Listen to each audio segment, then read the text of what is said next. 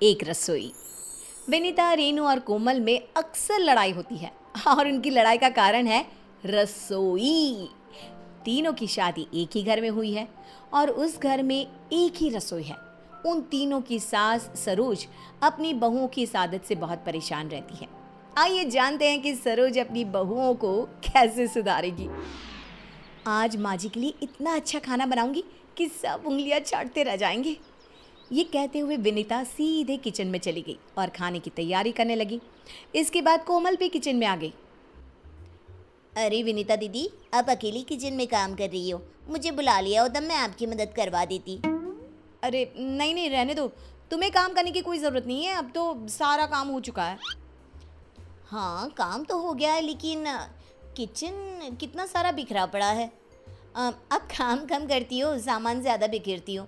मैं आपके साथ किचन समेटने में आपकी मदद करती हूँ। जब मेरा सारा काम हो गया है तब तो तुम अपने कमरे से निकल कर बाहर आई हो, और वो महारानी रेनू, वो तो अभी भी नहीं आई। अब एक काम करो, किचन में समेट देती हूँ, तुम टेबल पर खाना लगा दो और सबको खाने के लिए बुला लो। कोमल वहाँ से चली जाती है और रेनू से जाकर कहती है, रेनू दीदी, खाना लग गया है, आ जाओ, विनीता दीदी बुला रही है। अरे, इतनी जल्दी खाना भी बन गया? तुमने बताया क्यों नहीं? मैं तुम्हारी मदद करा दी थी। खाना मैंने नहीं, विनीता दीदी ने बनाया है। विनीता दीदी बड़ी चालाक है, हर बार मुझसे पहले किचन में चली जाती है। हाँ, और खबर भी नहीं होने देती, और अपनी मर्जी का ही खाना बनाती है। ये नहीं कि एक बार हमसे भी पूछ ले। कल मैं ना विनीता दीदी से पहले ही रसोई में जाकर अपनी पसंद का खाना बना लूँगी। क्या सोच रही हो? अब कुछ नहीं, बस यही सोच रही हूँ कि क्या बनाया होगा आज खाने में दीदी ने। अरे, अब यहाँ से चलोगी तभी तो पता चलेगा ना कि क्या बनाया होगा। रेनू और कोमल खाने के टेबल पर बैठ जाती हैं। तभी उनकी सास कहती हैं, आज खाना किसने बनाया है? विनीता दीदी ने बनाया है। क्या हुआ माँ जी, खाना अच्छा नहीं बना क्या?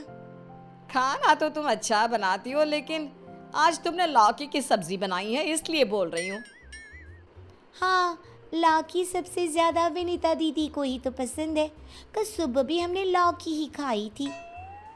तुम दोनों से कोई काम तो होता नहीं, मैं कर देती हूँ तो ताने मारती हो। दीदी, तुम किसी को काम करने दोगी तभी तो कोई काम करेगा ना। सुबह आंख मलते ही किचन पर कब्जा कर लेती हो। मैं किचन पर कब्जा कर लेती हूँ? रेनू, कितना झूठ बोलती हो तुम दोनों किचन की तरफ रुख भी नहीं करती। फिर जो मेरी समझ में आता है वो मैं बना लेती हूँ। तुम दोनों को तो मुझे थैंक यू बोलना चाहिए।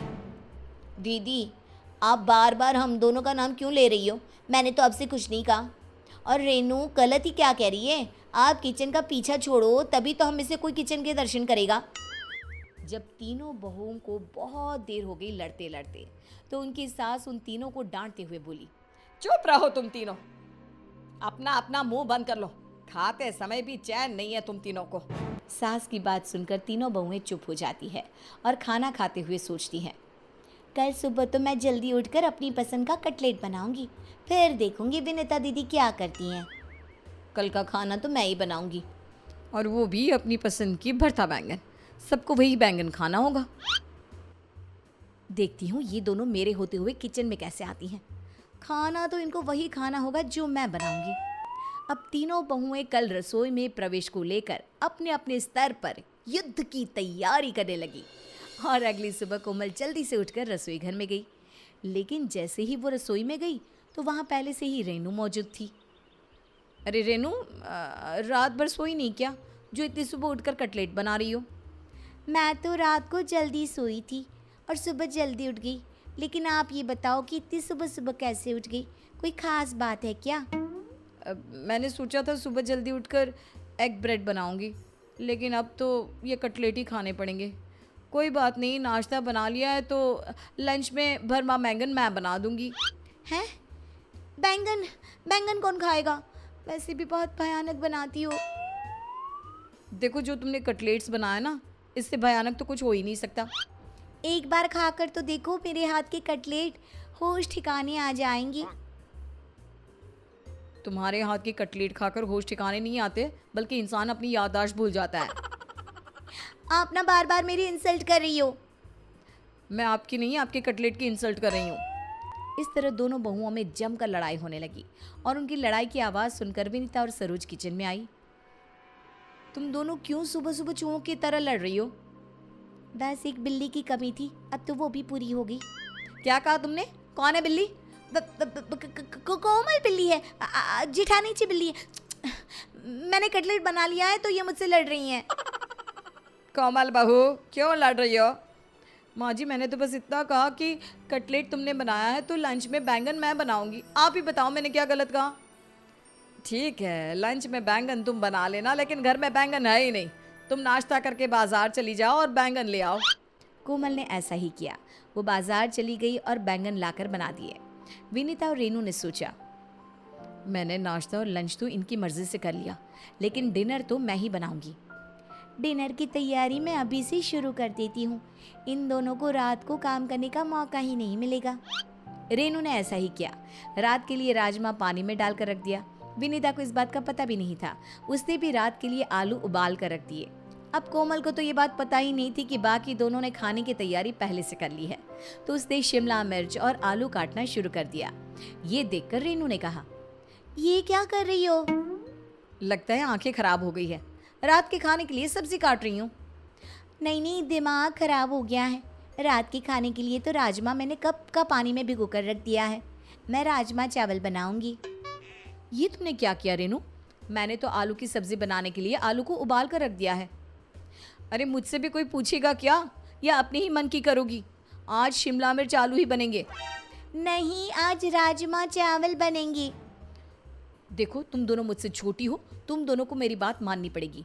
आज घर में आलू की सब्जी ही बनेगी। अब तीनों बहुओं में लड़ाई होने लगी। उनकी आवाज़ सुनकर सरोज उनके पास आकर बोली, तुम तीनों अब क्यों लड़ रही हो? अब किस बात पर बहस हो रही है तुम तीनों में? तीनों बहुओं ने अपनी सास को सारी बात बता दी तो सास ने कहा, रेनू, तुमने नाश्ता बनाया था, कोमल तुमने लंच बनाया था, तो विनीता अब रात का खाना बनाएगी।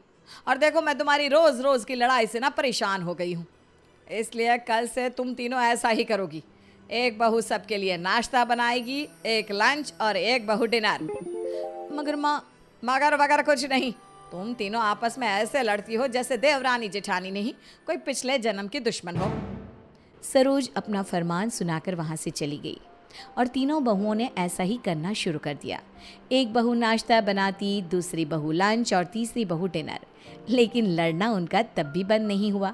बस फ़र्क इतना था कि पहले लड़ाई रसोई के अंदर होती थी और बाद में लड़ाई किचन के बाहर होने लगी। रेनू, नाश्ते में कटलेट के अलावा और कुछ नहीं बना सकती क्यों? या और कुछ बनाना आता ही नहीं? मेरे कटलेट पर बाद में उंगली उठाना, पहले अपने बैंगन के बारे में सोचो। कभी भरमा बैंगन, कभी बैंगन का भरता, कभी बैंगन के पकोड़े। अरे बैंगन के अलावा दुनिया में और भी सब्जियां हैं, लेकिन ये बात कौन समझाए आपको? रेनू की बात सुनकर विनीता हंसते हुए बोली, ये बात तुमने बिल्कुल ठीक कही रेनू। अरे पर आप क्यों हंस रही हो विनीता दीदी? आपको भी तो लौकी और आलू के अलावा और कोई सब्जी पसंद नहीं है। विनीता ये सुनकर आग बबूला हो गई। और फिर क्या था, तीनों बहुओं में शब्दों के बाण शुरू हो गए। बेचारी सरोज तीनों बहुओं को आपस में लड़ता हुआ देख रही थी और परेशान होकर सोचने लगी, अब इनकी लड़ाई बंद कराने के लिए मैं क्या करूं? इस दुनिया में कोई काम मुश्किल नहीं, लेकिन मेरी बहुओं को आपस में मिलाना सबसे मुश्किल है, और दुनिया का सबसे बड़ा काम भी। आप ही बताइए मैं क्या करूं? अगर आपको सच में कुछ सूझता है ना, तो प्लीज़ सरोज जी की हेल्प कर दीजिए और कमेंट में बता दीजिए कि इनको क्या करना चाहिए। आपकी जवाब की प्रतीक्षा कर रही हूँ।